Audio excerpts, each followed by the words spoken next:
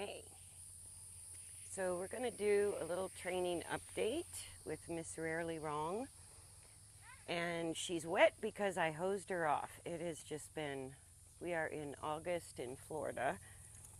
And I'm trying to get this taped before we get afternoon showers, so I'm sorry. The lighting is sort of shadowy and bright. We got a little bit of mud going on in the arena, but not too bad. And so a couple of people just rode down the street on their horses, and she doesn't know them. And this is a pretty typical reaction for Miss Rarely. Either if she misses her buddies or if something unusual happens in the environment. And my riding area is sort of right between my neighbors, right on my road. Even though it's a dead-end road, there's plenty of things going up and down in front of our riding area to get used to. So what we've been working on, and I think the last update I did with her, Hercules was photobombing and taking over the Pivo now and again. I apologize about that, but went ahead and uploaded it because it was kind of funny. So Rarely is still working on just walking on the lunge. And between weather setbacks, I haven't been able to work her quite as long as I would have liked to, or as often, I should say, as I would like to in this past couple of weeks. And I have to look back and see how long we've been lunging, but I know we've been on this exercise at least 3 weeks, if not more. And the reason we're sticking to it is because even though Rarely is in her teens, she's sort of, 14 going on 2, and lacks the ability to sort of just remain calm when things change in the environment. She's pretty easily stressed. She's pretty sensitive to changes in the environment, and she really feels insecure when she's just with me and not with the other horses, or if she can't see the other horses, what we call barn sour or buddy sour. And so each time we work on this, there's been some days that she's broken into trot, broken into canter, but I just let her do it because it looks safe.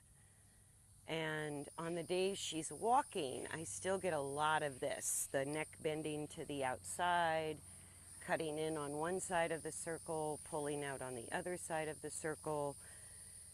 We corrected the changes of direction. So like the difference if I'm just going to release pent-up energy versus when I'm beginning lunging, the main difference to me is just that I'm going to start insisting on one direction.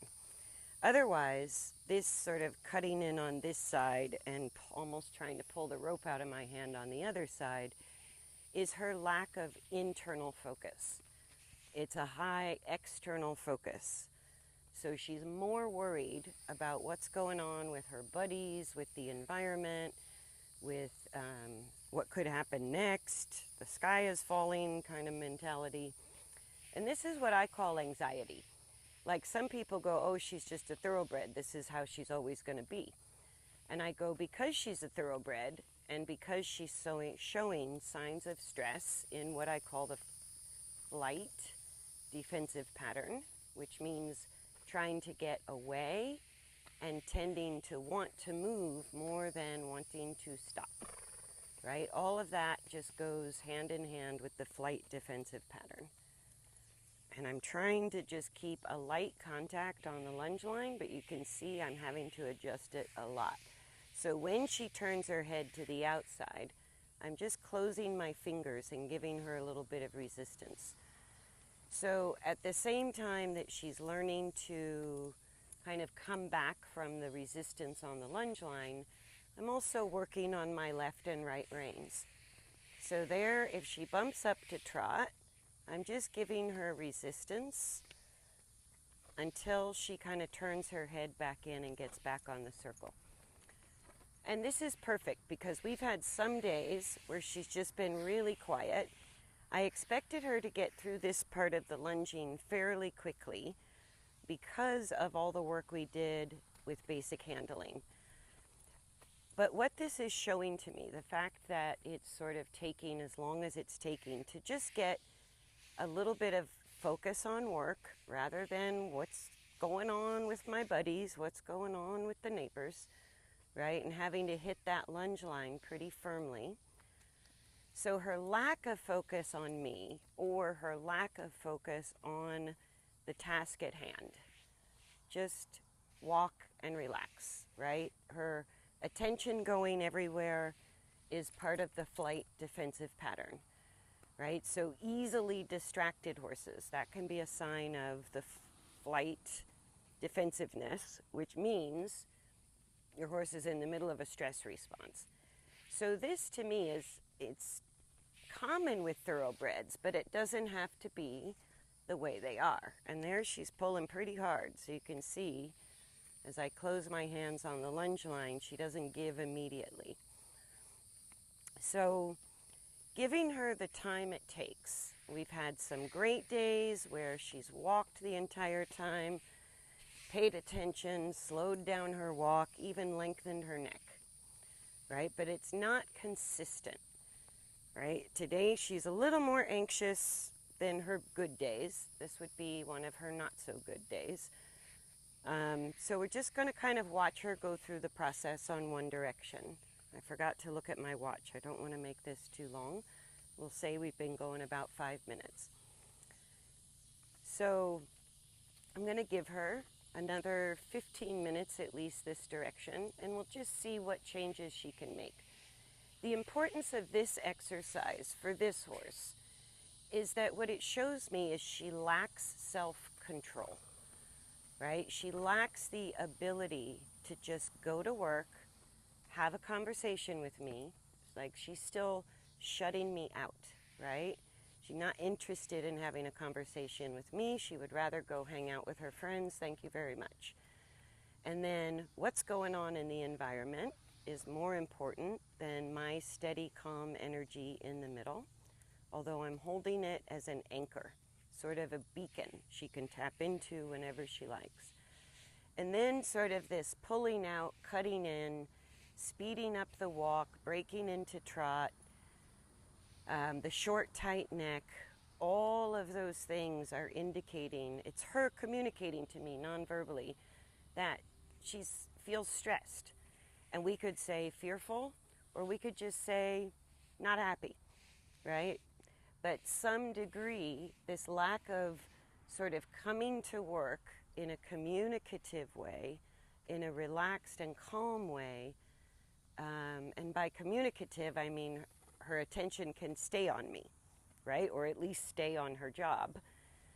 And by relaxed, I just mean calm. I don't mean a deadhead. I just mean that calm enough that she could sort of lengthen her neck, relax everything, and just bring some ease into the movement, right? Until she can do that for herself.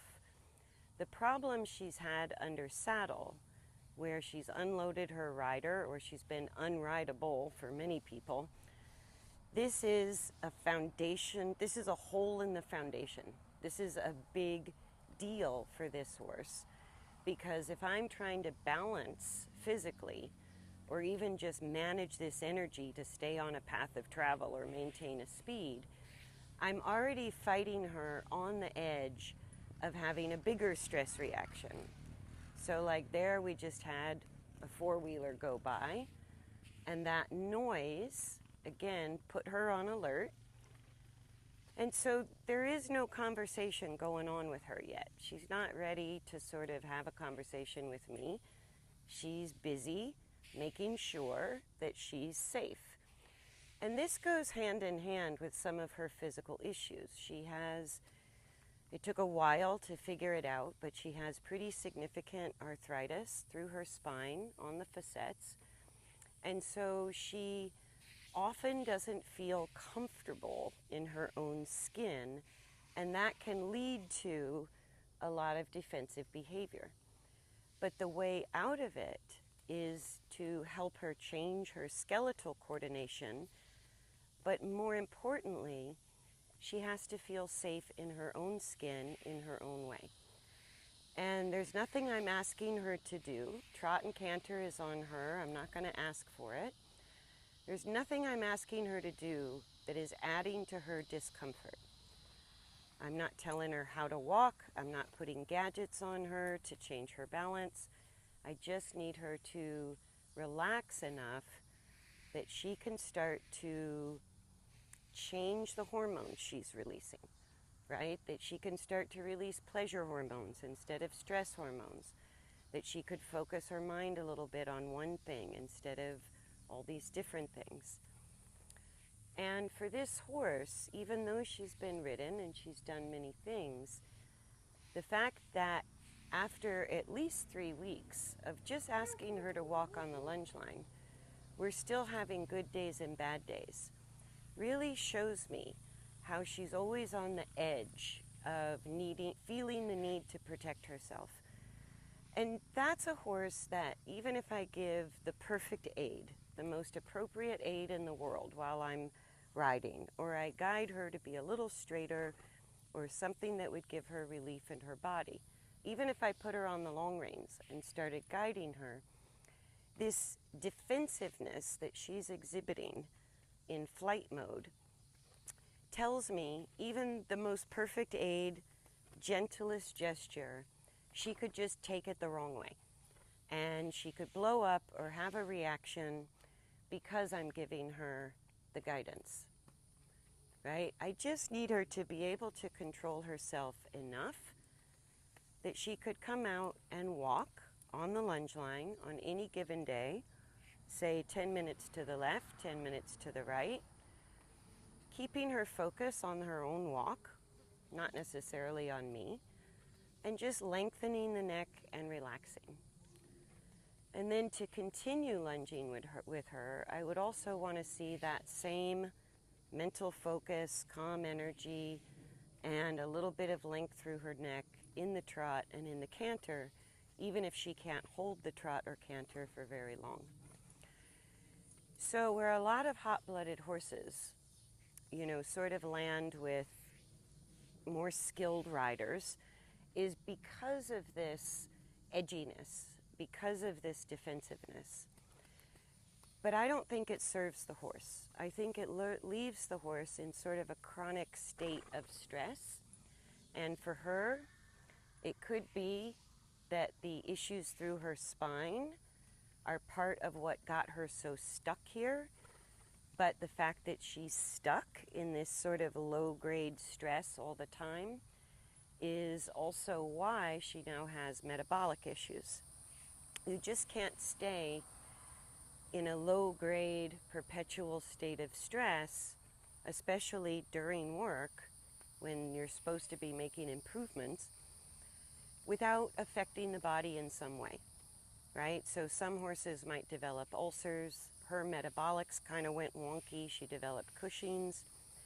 And it leads to like all the tightness in the muscle, possible digestive issues, just a lot of unhappy things in the body. A lot of health issues can manifest just from the fact that she's sort of been allowed and not helped out of or guided out of this perpetual stress.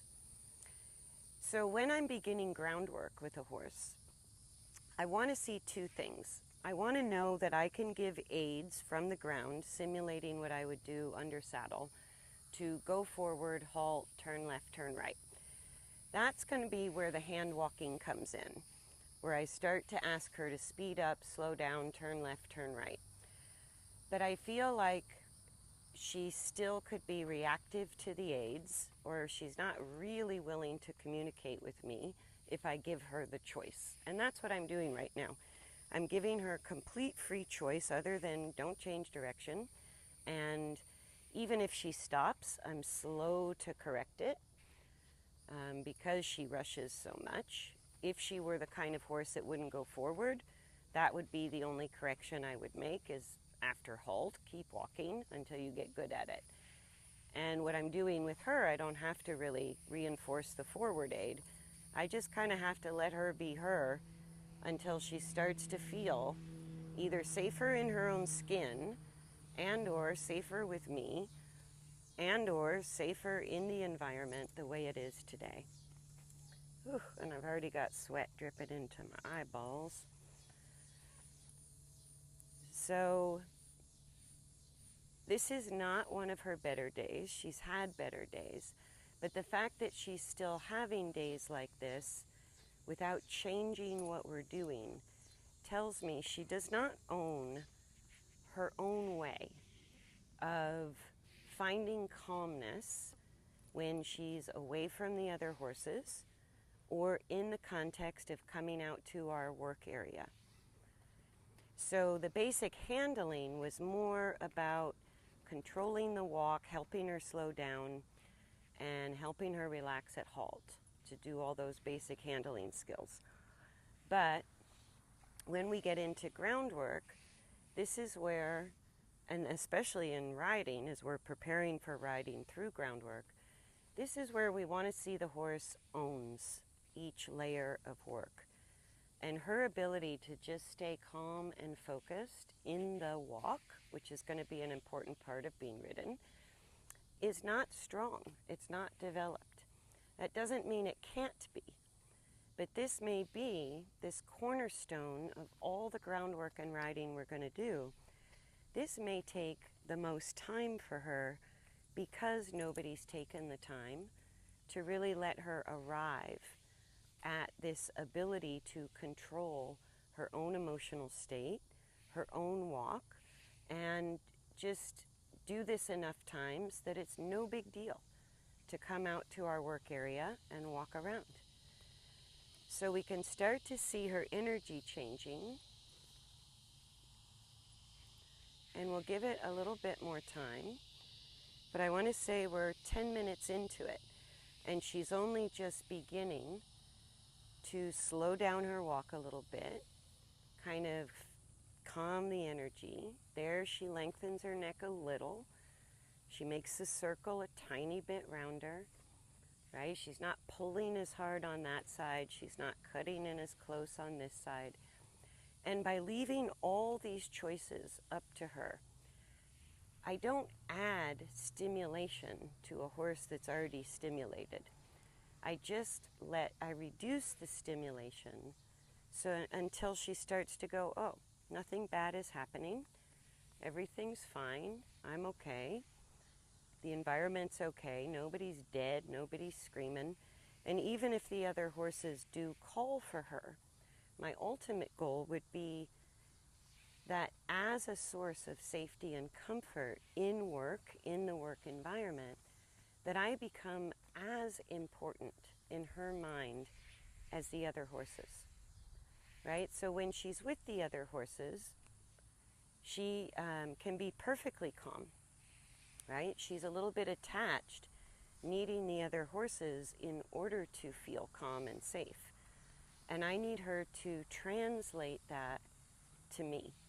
So I'm sort of mimicking what the other horses do is a whole lot of nothing. They're not telling her what to do. Unless she invades their space, they might tell her to get out of their space. Or they might call to her and say, I'm here, if she gets worried. Or they might just do nothing. They might just look at her and go, what are you doing? And so that's kind of what I'm mimicking in this exercise. I'm just here, like another horse. And if she came in and pushed me around, I would say, hey, that's not okay with me. And she's not going to choose to do that at all because that's not her MO. She might choose it, and I would correct it if she did. But mostly she wants to get away from humans and find other horses. So in her mind, the human is not the provider of safety and good feelings and comfort and relaxation response. The human is equated with stress. That's what needs to change. And by letting her find it her way, even though it takes longer, I do a couple of things. I don't fight what is. I just accept her the way she is. It's okay with me. It doesn't bother me. I don't judge it. I don't feel bad about it. I don't feel frustrated by it. It just is what it is, right? And I know that if nothing bad happens session after session, and she just goes for a walk, eventually she's going to acclimate to this job and go, you know what? This is a fine job. It's no big deal. It's not that hard to just walk around for an hour, half an hour one way, half an hour the other. And Kirsten's not adding any pressure to me, she's thinking, right? She's not telling me what to do. And a lot of mares, especially chestnut mares named Rarely Wrong, they're what I call a don't tell me what to do kind of horse, right? So every time you start guiding, even with the best of intentions, sometimes it's just overstimulating. It's just too much, and they become reactive.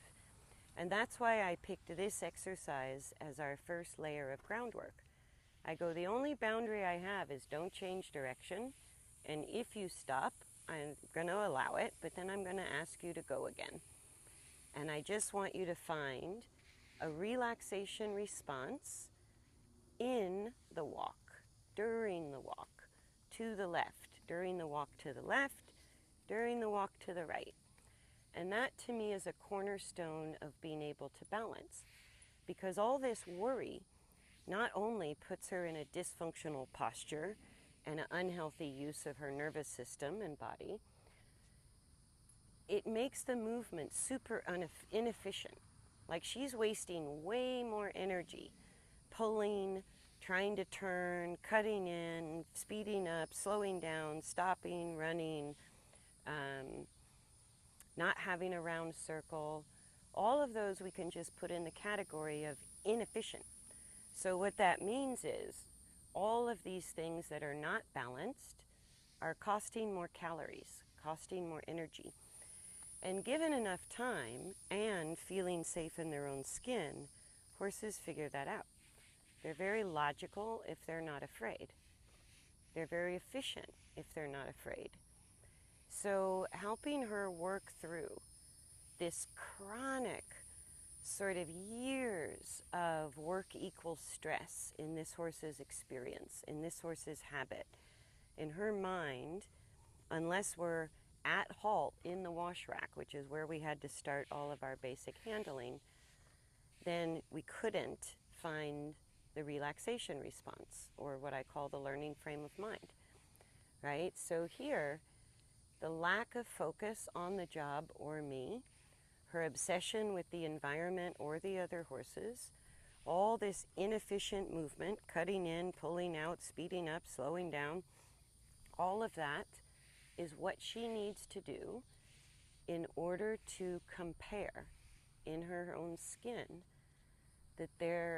that when she does find the relaxation response, it just feels better. It becomes its own reward compared to what it feels like inside her own skin to be stressed out and distracted and unhappy, right? So as I repeat this exercise and I wait at least for an improvement in the right direction, like just that, that's what I call an improvement in the right direction.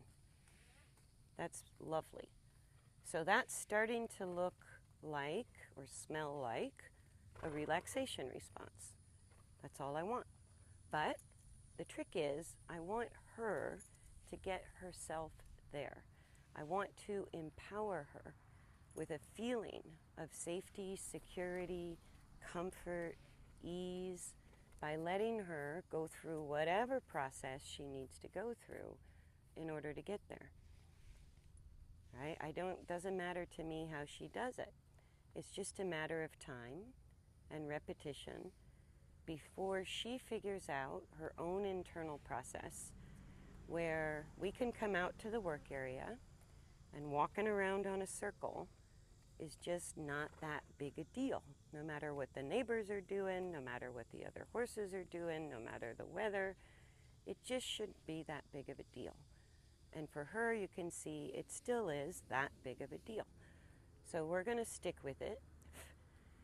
And I think I said this before with the lunging. Most horses like this are kind of pushed to trot or canter until they're so exhausted that they're calm. And over time, all that does is make them more fit and more stressed. So asking her to go faster when I see that she's in the middle of a stress response usually adds fuel to the fire that's already burning inside of her. So going faster adds excitement as a principle. If I have a horse that won't move forward and has no energy, I could ask for canter, trot and canter transitions a whole lot sooner than I can ask her for trot and canter transitions. So I need her to become that horse, or at least counterbalance to the point that she's almost losing forward before I bump up the gaits, which I know are going to add excitement. Halting and time in the walk are what add calmness. So if she's already internally too excited, then long walks help increase the calmness factor as well as the self-control. So, like I said, some horses, that can take quite a bit of time in the training, quite a bit of repetition. But until we do that, this internal state is what is really getting in our way when we ride or try to perform or even try to communicate at a subtle level with a horse. As long as she's in chronic stress, she's going to be quick to shut me out and slow to listen, slow to trust. So that's going to influence all my aids. It's going to make getting a contact harder. It's going to make changing her balance harder. And especially with a little bit of a known mechanical issue like the arthritis in her spine, that just complicates it even more. So giving this mare the time she needs to just show me that. Just show me that. And instead of, I think now we're going on 25 minutes, instead of just beginning to show signs of mental focus on the work and signs of lengthening her neck, finding a walk rhythm, making the circle rounder, right? All of those are the signs that she is shifting from a stress response into a relaxation response, that she's shifting from the flight defensiveness into the learning frame of mind, and that she's beginning to improve her own internal balance. Before I guide her at all, she can start to make some improvements to her skeletal coordination that lengthen the neck, regulate the speed or the rhythm of the walk, and make the circle rounder. All of those are directly related to how she coordinates her skeleton internally.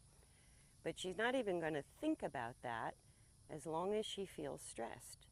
She's only going to think about that once she's in a relaxation response, once she's showing signs of being calm and focused, where the energy is steady and not up, down, in, out.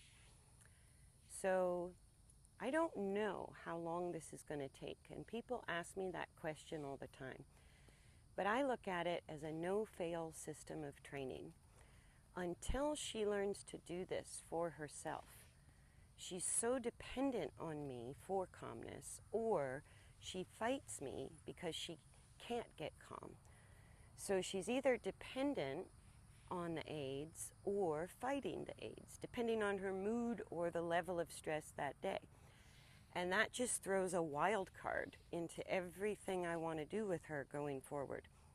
So to me, I have no idea how long it's going to take this mare to figure out what I want her to learn, what I want her to learn in order to empower her and to feel better in her own skin and go through all the rest of the training with more ease and to be more of a partner with me.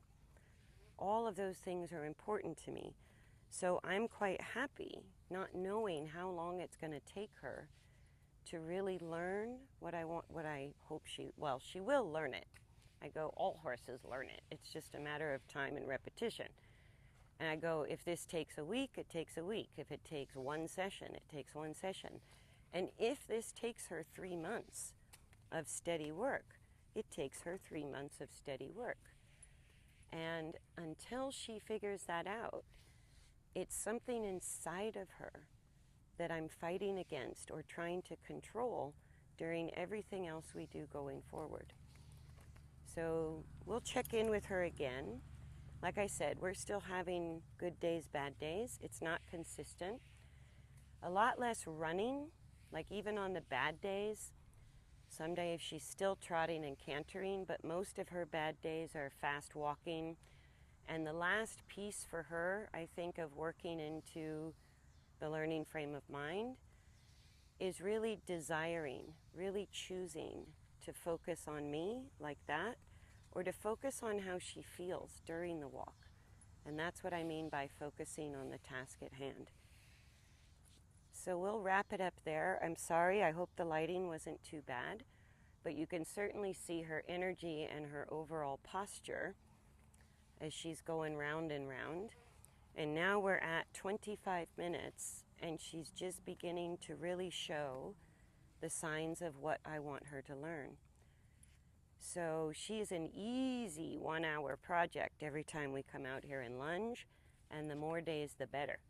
It really helps her if she doesn't have too much pent-up energy by not working for several days in a row. So I work her as often as I can, but even at that, this is going to take some time.